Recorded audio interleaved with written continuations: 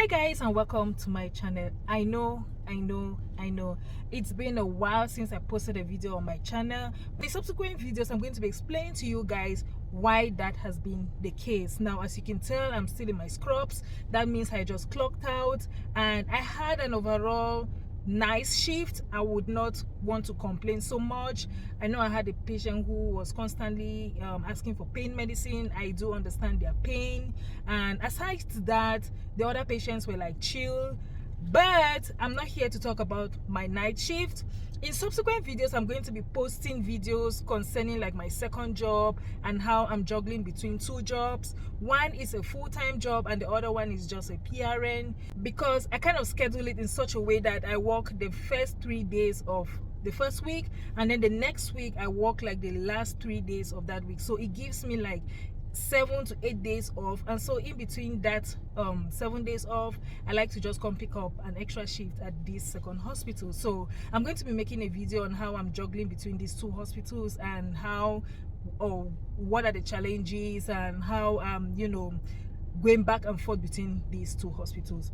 But in the meantime, I have been off for I believe like 2 months, and I have had a series of questions from people sending direct emails to me, and this video is going to be me answering some of these questions. Now, these questions are going to be a lot, and so I wouldn't want to make this video too long, so I'm going to kind of break the video or the questions into different videos so that I don't keep people for too long on one video. The very first question is, how do I manage the fear of missing something important in my assessment or chatting? So this new nurse is actually asking that if I should miss chatting something, or if I should miss writing or documenting that this is what actually happened to this patient. How do I actually manage the fear of missing something that important? Now, I'm going to tell you that there are some things that would happen on the job that are not as critical, and there are some things that are very critical that you should definitely document. I am particularly not that nurse who is going to document and write long notes on certain things. I know of some colleagues who are going to write like a whole page and paragraph of what happens during their shift. I don't necessarily do that. I guess I understand why they are going to type out all of those things, but I don't necessarily do that. What are the kind of things that I'm going to go there to write under notes? These are going to be things like, okay, the patient had very high heart rate, and I reached out to the provider gave a one-time order of maybe metoprolol or digoxin, something like that. You have to kind of like write it to say, hey, this is what happened, you reached out to the provider and this was the intervention that happened. You always want to state those kind of like life-threatening things. For something like, oh, the patient asked for pain medicine and there was no pain medicine ordered, and you reached out to the provider to give you pain medicine, I don't necessarily see why you have to document or write down notes for those kind of things. I'm not the kind of, should I say, petty nurse who is going to come and start documenting and writing every little thing. The patient ambulated. Yes, I understand if the patient is on like VTE protocol, that we need a patient to be moving, and even if it means actively or passively, we want the blood flowing because we're trying to prevent blood clots.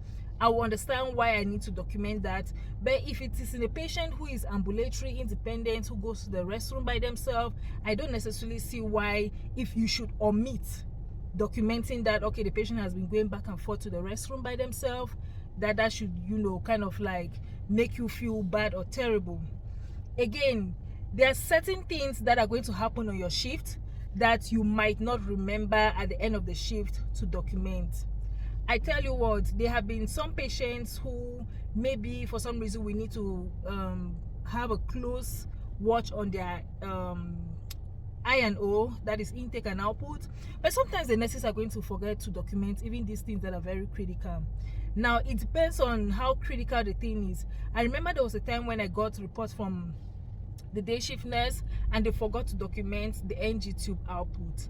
Is that critical? No. They told me what the output was. They said, oh, the output total for my shift was 200, and when I checked it, I saw that they had not documented it. I just went back and documented it at the beginning of the shift, like 7 p.m. that okay, this was the output at this time. It is not necessarily something to kind of like beat yourself about it that you did not document it. Now, if it is something again like maybe a code blue, or the patient had a rapid response, the patient's oxygen was deserting, okay, those are the kind of things that I will feel really terrible. Those are the kind of things that if it permits, when you come the next night, especially if, when I say if it permits, if you know there's some chatting systems that you can come back the next day and you can still go and back document. If that is the case, you can still go ahead, maybe at the end of that shift or the beginning of your shift, you just put in a note that hey, this is what happened, this is what happened, you know, actually it happened, actually you did what you had to do for the patient. So I don't necessarily feel bad if it is something that wasn't like very critical or very life-threatening. But again, like I have explained, if it is something life-threatening, you know, very critical, I would feel terrible. And if I should come the next shift, especially if it's the next night, I'm going to write a note like, hey, previous night, this is what happened, this is what happened. So you don't have to beat yourself depending on what exactly it is that you forgot to document for your patient. The next question is, what are the most common early signs that a patient is declining, and how can I catch them early? I guess in nursing school we're taught like the A, B, C, D, and E. You can start with that.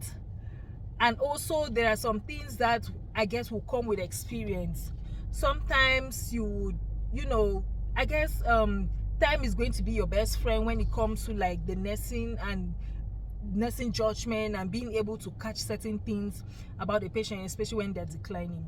Now, A stands for airway, B stands for breathing, C stands for circulation, D, I can't remember what D stands for, and I can't remember what E stands for, but I know that there were something that they stand for. But you know, always remember A, B, C's. Now, I had a patient. This patient's blood pressure, no matter how much bolus we kept giving in 2 nights, the blood pressure wasn't coming up. The blood pressure wasn't adjusting. The blood pressure wasn't, you know, kind of catching up to the interventions that we were giving to this patient. Now, between night shift and day shift, this patient had 5 liters of continuous fluid, but the blood pressures were in the systolics, 60s, 80s, 90s, and you would wonder why the patient has not yet been sent to the ICU.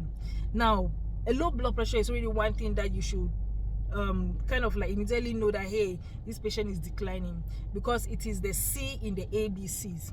Another thing is oxygen. That is already airway. If the patient's oxygen is dropping and it is not kind of like coming up, then you should know that the patient is definitely declining. Now, sometimes some patients' oxygens will decline, but maybe that is their baseline. So you want to, you know, kind of go back and read the notes to say, okay, what is the patient's baseline? Take, for example, the patient is a COPD patient. You know, COPD patients, ideally, we want them, you know, surviving within 88% of oxygen.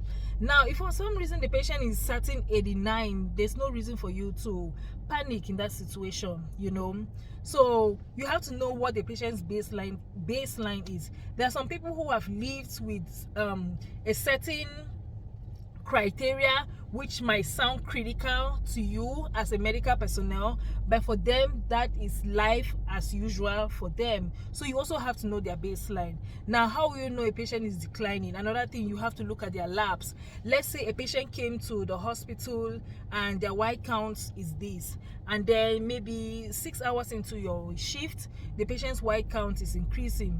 The next 6 hours, the patient's white count is increasing. That should tell you that hey, maybe the patient is having an infection, or maybe the patient is having a temperature of this, and then the next time you check your vitals, Q4, the patient's temperature is increasing, and before you know it, it's like 101, 102. That should be a telltale sign that the patient is obviously, you know, declining. Take, for example, also the patient came in for an infection, and for some reason the patient's heart rate is suddenly tachycardic. The patient's respirations become tachypneic. The patient's blood pressure is either high or low. the patient is having a temperature, those are already signs of sepsis. Those are already signs of maybe a septic shock. So that should tell you already that this patient is declining. So you want to hold on to your vital signs for the patient. You want to also look at the labs for this patient. You also want to kind of assess the patient to see what is actually happening to the patient.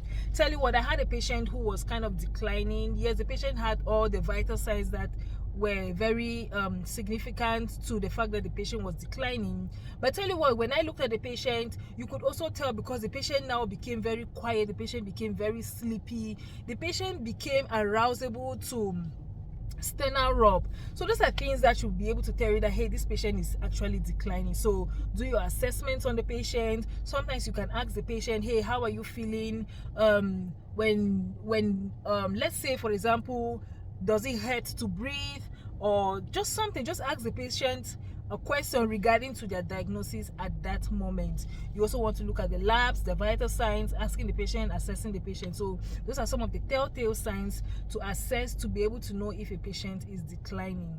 Sometimes I know that sometimes high and low can tell if a patient is declining. I'm going to explain what I mean by high and low.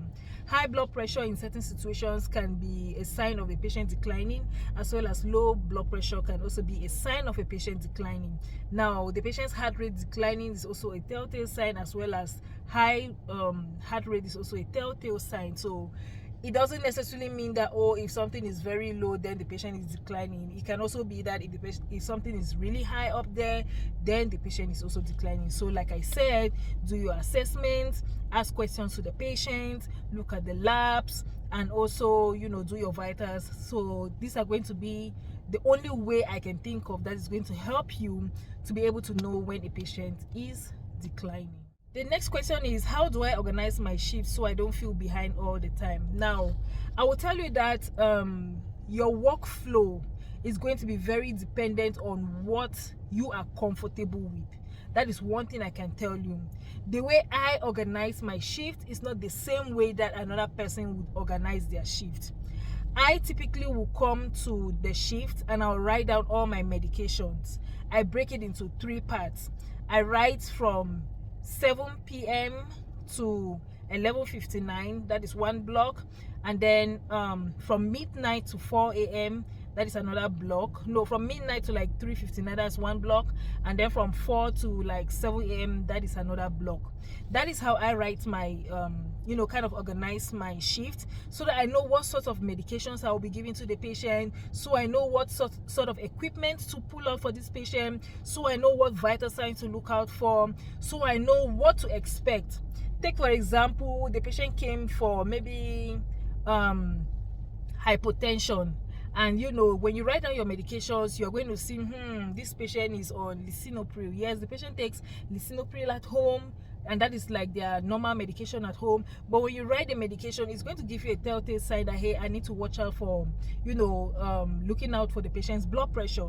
So that is how I do it. Let's say, for example, the patient is going to be NPO for some particular surgical intervention the next day, and when you write it down, it's going to be able to give you a heads up that, oh, make sure you remember that after midnight the patient is not supposed to take any oral medications. Anyways, it depends on how the order is being put in. Sometimes they are going to put the patient NPO, sometimes they're going to put the patient NPO with sips of ice chips, sometimes they'll put NPO sips of water with meds. So depending on how the NPO status is placed.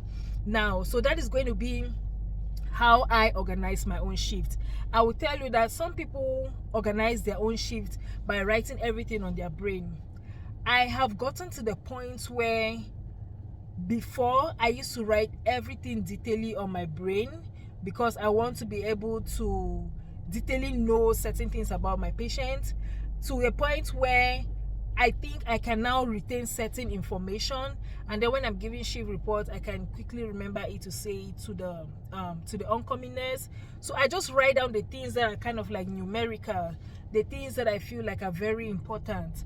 Okay, let me explain what I mean. Take for example, a patient comes to the hospital, and okay, like previously, I had a patient who is taking oxygen through the mouth. So the nasal cannula is, you know, they're actually inhaling their oxygen through the nasal cannula through the mouth. I don't necessarily have to go and write down why the patient is doing that.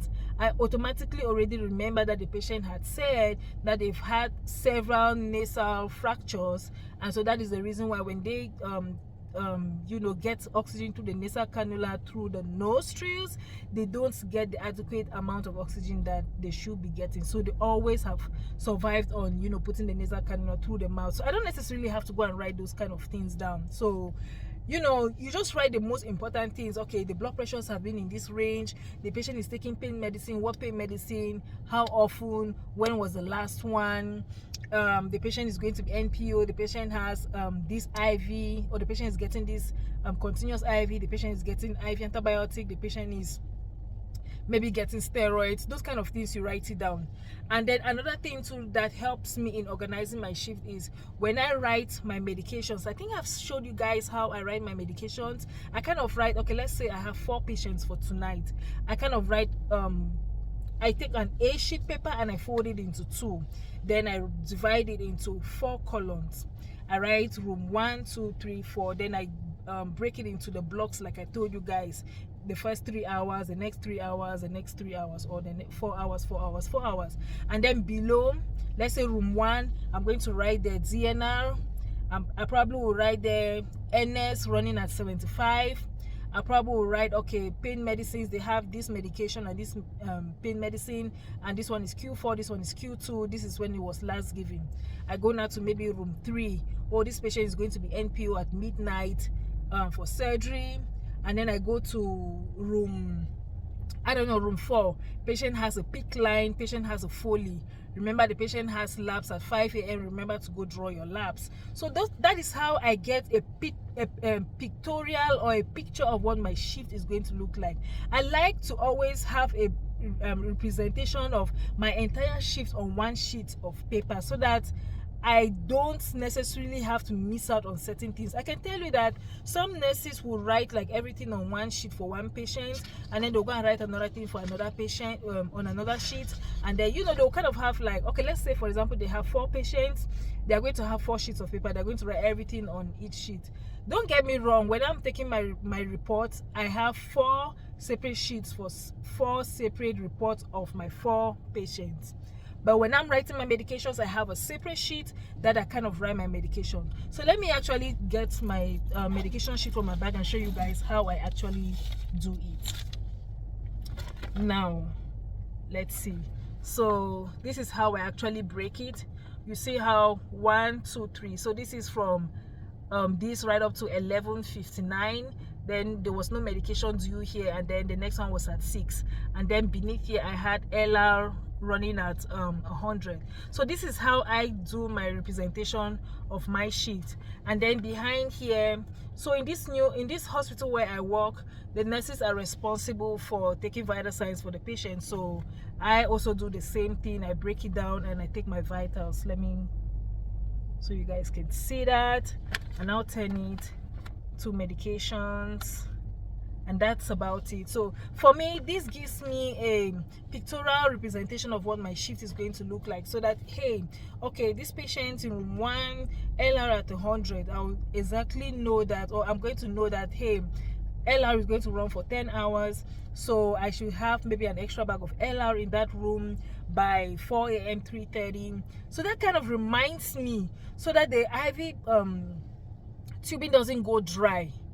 So this is how I organize my own shift. And I'll tell you what, different nurses have different ways of doing it. You would have to find your own way that makes you comfortable. You will have to find your own way that, you know, makes you understand the chronology of your shift. That honestly is what I can tell you, because I probably might advise you to do it this way, but as time goes on, you would find some other route or method that is much more, you know, comfortable for you. I keep using the word comfortable. So it's all about comfortable. Even my brain, everybody has different brains. Like nurses have different brains. So never get intimidated by, you know, people are having like pre-annotated brains that they bring and they write their thing. Guess what? I used to have that, but right now I just go with the flow. If the patient is here for sepsis, I just know that, okay, I need to know the IV access, I need to know what antibiotics, I need to know what their skin looks like, any pain. The patient is the patient in the, ambulating independently, is the patient on room air, or is the patient on oxygen. There are just some certain things. I don't necessarily need everything, like all the details. Okay, the patient is sinus reading, the patient, those things are not very important. So having that detail sheet sometimes doesn't make sense. I have come to notice as the years have gone by in this nursing career. So I said all this to say that you would find your own way that will feel like you've done your job. You would find your own way as the years go by that will make you feel like, you know what, I did everything and the shift was okay and the shift was smooth sailing, so to speak. The next question is, what are your best hacks for remembering medication times, doses, and side effects during a busy shift? Like I have said, to me, there is no magic around it. This is how I organize my medications. This is how I organize my medications. I like to write everything down so that I don't forget the time for one patient. Because to me, if I write it down like this, I know exactly, okay, room 2 has medication at this time, room 4 has medication at this time, as opposed to flipping pages back and forth. You just give me a graphical representation of my entire shift in terms of medications to give. Now, when you say that remembering medication times, again, I've said this is how I remember my medication time. Because guess what? I feel like I remember there was a very busy shift that on the go, immediately as I got report, the shift just began and it was just go. And guess what? I think I forgot giving like I think it was like Protonix oral at 7 a.m. just because the shift was so busy. But guess what? If I had written down everything, I would have remembered that, oh, there is a patient who actually has Protonix oral at 7 a.m. which meant that even if I was busy, I would have even asked maybe the charge nurse to help me to administer that medication to the patient. So this is how I organize my shift so that I can remember my medication times. And when you say the doses, again, I don't necessarily write the dose. The only time that I'll write dose for medication is only when I know, okay, a patient has issues with blood pressures and I'm very concerned about the blood pressure. I might go there and write, okay, correct 6.25 or correct 3.125 or correct 12.5, you know, that, or correct 25. That is going to be like, this mostly like maybe like pain medicines like Dilaudid 0.2 milligram, 0.3 milligram, 0.4 milligram. That is when I will write my doses. Or maybe metoprolol 25 or 50, or you know, amiodarone. That is the only time that I'll write my doses. Aside that, every other medication I just write it. I don't necessarily need to know what the dosage is. Some medications will always even come with like the standard dosage, like Protonix IV. Most of the times it will always come as 40 milligrams, or maybe Colis will always be the same thing. Lovenox, I don't necessarily need to write the dosage, because whatever the doctor has prescribed is what is what the Pyxis is going to open up for me to pull, and I can give it. If the provider thinks that the patient should be on 80 milligram of Lovenox, fine, I'm going to pull that and I'm going to give it to the patient. But I'm going to be like, okay, why exactly does this patient need this high amount of Lovenox dosage? Because most patients in the hospital most of them are on Lovenox 40, the Lovenox which is yellow. So if for some reason the patient is on Lovenox 60, Lovenox 80, I've had two patients, one of them was on Lovenox 100, I've had a patient on Lovenox 120, and I even dare to say I had a patient on Lovenox 150. So these are patients who are having like serious blood clot issues. These are patients who might be having like PE. These are patients who are at risk for strokes. So I might not necessarily write the dosage, but I just have it at the back of my head that, hey, this patient is on Lovenox 150, and you know, I need to make sure to monitor signs of bleeding in this kind of patients. So again, I don't write my dosages except if it comes to medications that can tamper with blood pressure. The next one was the side effects. I'm going to tell you that side effects do not necessarily matter, except in situations wherein you know that a medication can tamper with blood pressure. And I'll explain the kind of medication. You're giving pain medicine. The patient comes with hypotension. The patient is also in severe pain. you give pain medicine, you want to be like, let me check the patient's blood pressure.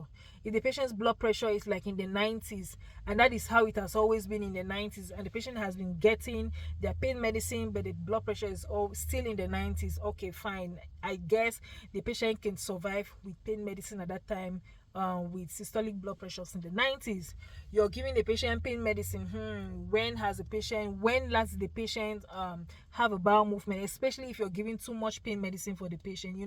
Some patients will come with situations wherein they are in like so much pain, like excruciating pain, and they're going to be like they are going to be having other pain medicine Q1, believe it or not, or maybe even Q2. So when you're giving all that kind of pain medicine, you have to remember that, hey, I need to make sure that I'm asking, like, when last did you poop? And you're also checking on their blood pressure. So these are two things you have to always make sure, and you're mindful of assessing and checking in the patient. Another thing too is looking out for their pupil. Too much pain medicine can make the pupil to constrict, so that is a sign of narcotic overdose. So that is why majority of the times when they prescribe pain medicines for patients, they're going to go prescribe Narcan as well, which is an antidote or a reversal medication for opioid overdose. So that is how I kind of remember my side effects. Again, these things will come with time. You don't want to kill yourself, especially as a new nurse. I know that during pharmacology class there was a lot of medications to know what they have to do, their side effects and all of that, but I'm going to tell you that just calm down. With time, you're going to get a grasp as in what side effects to look out for certain medications. Gabapentin, okay, gabapentin is given for neuropathy, is given for pain. It might not necessarily have so much to do with constipation, even though it's a pain medicine. But again, I'm going to say it depends on the dosage, because I've seen patients who are getting like 1200 milligram of gabapentin, believe it or not, because most patients will get 300, some will get 600, but I've had a patient who was on 1200. So you want to just calm down and tell yourself that certain things would really come with time. So just calm down and learn as you go. I am that nurse that I ask a lot of questions. I've said this in so many of my videos, and I don't necessarily was writing down things, but I go and I read and I ask questions. And for me, I'm that person who retains when I ask people questions and they explain things to me, and I easily remember it based off of our conversation and interaction surrounding that certain topic. So if you're that kind of person who can retain things when you have conversation with people, then fine and good. Just talk to people, and that can help you to retain maybe some of the side effects of some medications, and why not some side effects of other things. Like, for example, okay, the patient is severely anemic, and at home the patient is taking iron tablets. You want to also look out for constipation. Hey, when last was your bowel movement? So certain things will come with time. And because I don't want to make this video very long, this is going to be the last question. How do I handle situations where doctors or senior nurses question my judgment? I would say it depends on what it is, my judgment. If it is something that maybe I've never done and it was my first time and I was going based off of my intuition, I will kind of explain my thought process as to why I did what I did, and this is the reason why I did it. I will explain something. I remember there was a time when one of my patients had, I believe, like low blood pressure. It wasn't that low, it was like 100 and something, but the heart rate was really high. Like the patient was tachypneic, I think like maybe like 119s. So in my head, I'm like, okay, the patient is tachypneic. No, the patient is tachycardic, high heart rate, and the blood pressure is like in the 110s. I believe it was like 110 systolic. In my head, I knew that I should give this I believe it was correct that I gave to this patient. So I gave the correct to this patient, and guess what? This patient's blood pressure tanked. So when I called the rapid response and they were questioning me, okay, like, why did you give them metoprolol? I explained to them, I gave it to this patient because the patient's blood pressure was like 110, but the patient was definitely tachycardic. The patient's heart rate was in the 120s, and it was kind of, I don't want to say sustaining, but it was like staying there for like 5 seconds and then coming down to like 110. So definitely metoprolol is going to help in that situation, but unfortunately the patient blood pressure dropped, and even though I tried to do Trendelenburg, it wasn't helping out, so I had to call a react on that patient. But if it is something that I am confident that, okay, I did this because of this, I'm going to just go ahead and explain myself that, look, this is how you kind of treat this kind of situation in a patient. Let's say, take for example, a patient is, okay, I remember there was a patient who was constantly, this was an elderly patient who was constantly complaining of pain, but guess what? Their blood pressure was low. What was I supposed to do at that point? The patient had pain medicine, but there's no way I'm going to go pull pain medicine to give to this patient because I don't want to drop their blood pressure even more. And also, this patient was on oxygen. So what did I do? I went and got a heating pack for the patient, and I came and gave it to the patient. And guess what? That solved the problem. Actually, I gave the patient the option of, do you want an ice pack or you want a heating pad? And she chose heat. So I had to go bring a heating pad and I gave to the patient. Now, I'm going to explain to anybody who comes to me like, okay, why didn't you give the pain medicine? I'm going to say the patient's blood pressure is low and the patient is on oxygen. There's no way I'm going to give them the pain medicine, because I know that pain medicine is going to drop the blood pressure. It's also going to, or might tamper. It can tamper with the oxygen. So when you know what you are, when you are confident of why you did what you did, you explain it with all boldness and confidence and courage. But if you did it based off of, okay, I think I should do this because this is what actually happened, then you should also explain it with your own reasoning. Like I said, I explained to you my scenario, and I explained it based off of why I thought it was necessary for the patient to get that metoprolol at that point. So how do I handle situations where doctors or senior nurses question my judgment? Again, if you know why you did it and you feel like there's a backing as to why you did it, can be a correct intervention at that point, just go ahead and say it as it is. And I believe that the doctors or the senior nurses are going to like kind of reason it to be like, okay, yes, I think that she definitely had some reasoning judgment there to be able to say, okay, this is why she gave this, or this is why she did not give this. Let's say, for example, a patient's blood pressures have been low and the patient has blood pressure medication. Definitely you're going to want to hold it. But let's say, for example, maybe the patient's blood pressure spiked up in the next 2 hours, and then they come and they ask you, okay, why did you not give the patient's previous blood pressure? Hey, I'm going to say at that point the patient's blood pressure was low, it was 90 on 50. You don't expect me to give patient blood pressure medication, or you don't expect me to give the patient's scheduled pain medicine, which is going to drop the blood pressure. At the time, the blood pressure wasn't, sustainable enough for the to carry on the pain medicine at the time. So that is the reason why I did not give that medication at that time. But yes, I can see the patient's blood pressure is now fixed, is now maybe elevated. You can either give me a one-time blood pressure medication, or I can go pull maybe a PRN, labetalol or something, or hydralazine to give to the patient that will fix the blood pressure at that time. So just know the reason why you did what you did for the patient at that time, and I feel like you should be golden. I feel like you should be good to go.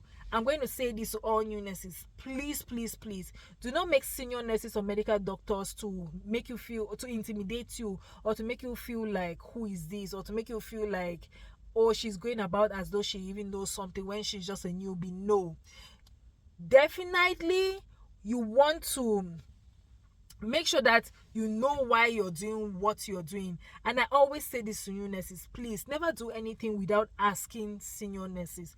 Please, please, please.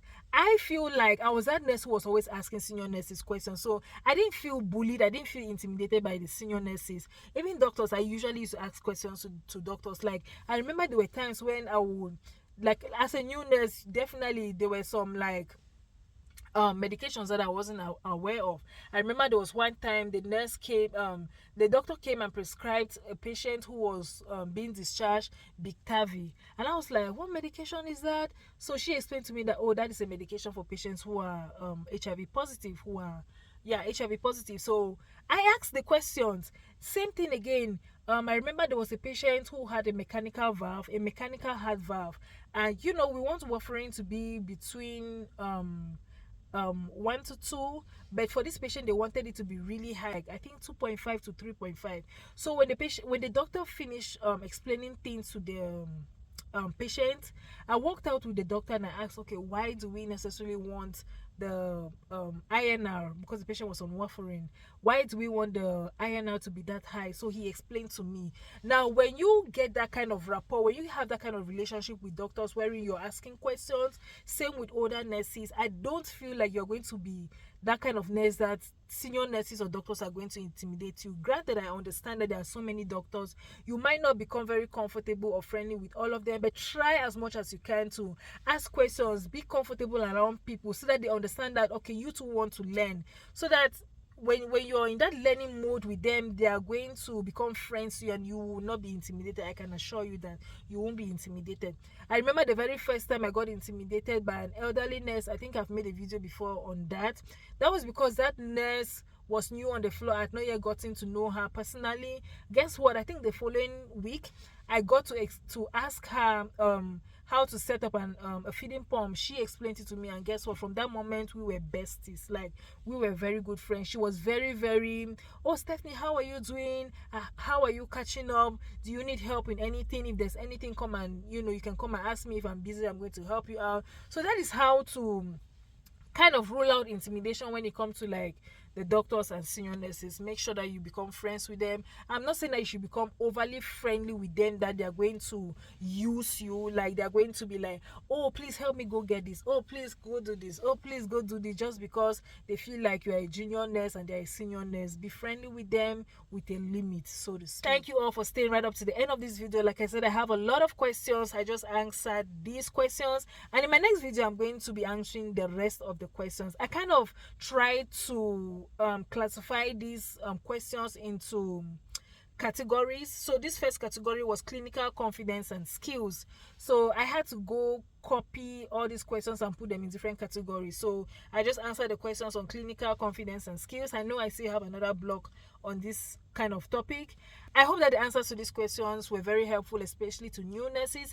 If there are more questions you have, please do not mind the fact that I said I have so many questions coming up.